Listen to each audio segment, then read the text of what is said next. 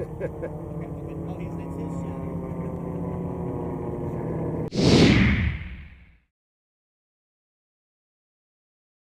2007, I bought this airplane. It had raced at Reno back in the late 80s, early 90s, so it had some of the kind of basic race mods done to it. It was a light airplane. And the only thing we did that first year was I bought a race prop for it. And so we were able to turn the engine a little faster, and like I said, we came out and we won the bronze.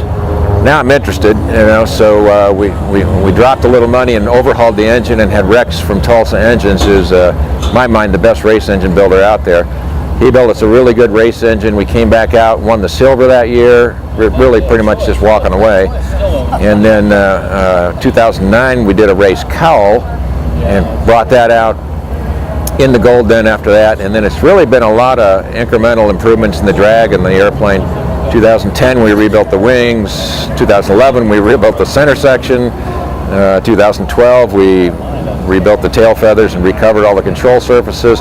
It's a lot of work and a lot of money, but those are all kind of big major chunks, but each one of them got us a few miles an hour and got us up to where we are now.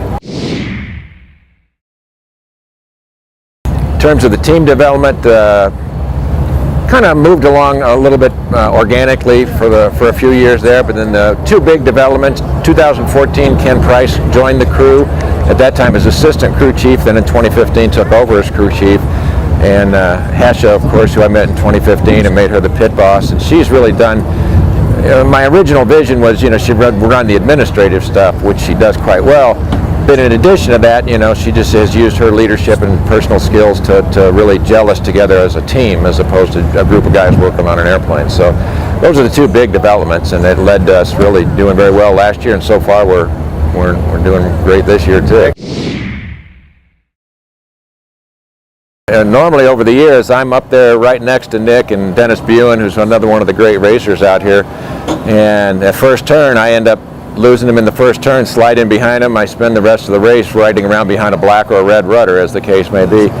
We rolled out of that first turn, and I was still neck and neck with Nick. There was nobody on the race course more surprised than me. And we had a heck of a race. I was able to unload and get out in front of him on the straightaways, and then I'd lose him a little bit in the turns, and finally, like you said, on that last turn, I stayed tight on him and was able to unload just enough to literally get the cowling of our airplane in front of his cowling when we crossed the finish line. It was so close, I didn't say anything on the radio. I thought we'd won, but it was so close. I thought, I'm not going to say anything. And when I got on the ground and got the airplane shut down, I kind of told myself, just calm down, concentrate on getting the airplane on the ground right now. Fly the airplane. So we got the airplane on the ground, taxied in, got the airplane shut down, and when I got my helmet off, I saw everybody jump up and down cheering. So it was pretty cool. Yeah, it's very. And like I said, credit where credit's due. This is a team effort. It's not the pilot who wins this race; it's a team. And awesome. So a lot of credit to Ken and Hasha for putting the team together. Well, the big question mark is what's the future of air racing, because after the terrible accident in 2011, Reno Air Race Association has really struggled year to year. We did get the announcement from the president and CEO, Fred Telling, today in our pilot briefing that there will be a 2019 Reno Air Race. They've committed to it, so incrementally, little bit by little bit, they're digging themselves out of a huge hole that they were thrown into after the accident in 2011. So that being said, we're going to keep racing. When Hesha and I first started dating, she came out of the first year and she said, "How much longer are you going to race?" And I said, "Well, I don't know, we haven't won yet."